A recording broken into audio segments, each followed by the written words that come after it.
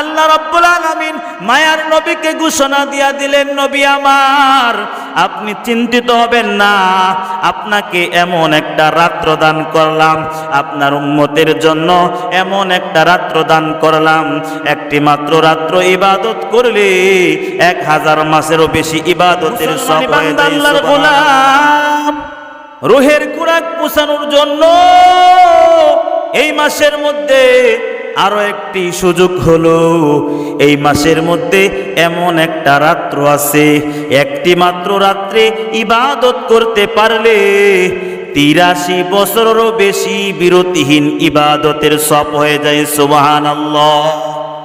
আল্লাহ পাক রব্বুল আলামিন পবিত্র কোরআনে কারীমের 2 নম্বর সূরা সূরা বাকারা আয়াত নং 185 আল্লাহ পাক রব্বুল আলামিন বলেন, শাহরু রমাদানাল্লাযী উনজিলা ফীহিল কুরআন হুদাল লিন্নাস ওয়া বাইয়িনাতিম মিনাল হুদা ওয়াল ফুরকান। এটা রমজান মাস, এতে মানুষের দিশারি ও সৎ পথের স্পষ্ট নিদর্শন ও সত্য সত্যের পার্থক্যকারী রূপে আমি কোরআন নাজিল করেছি।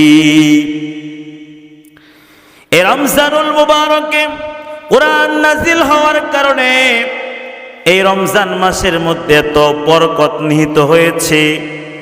এই রমজান মাসের যে রাত্রটিতে কোরআন নাজিল হয়েছে, সেই রাত্রটি আরো বরকতপূর্ণ করা হয়েছে।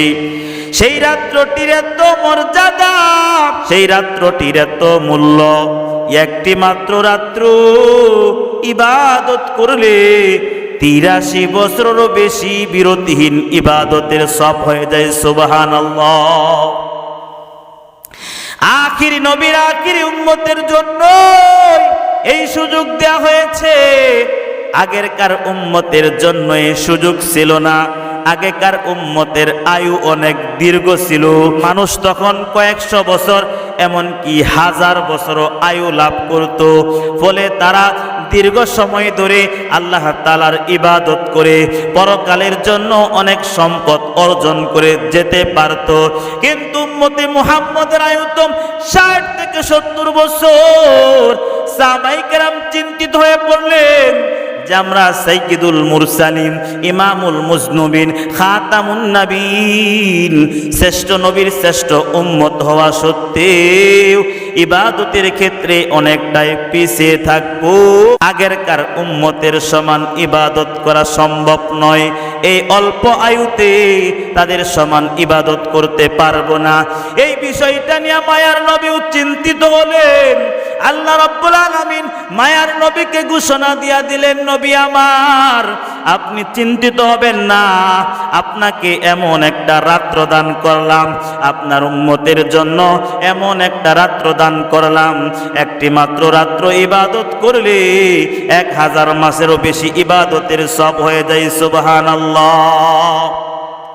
83 বছরেরও বেশি বিরতিহীন ইবাদত হয়ে যায়।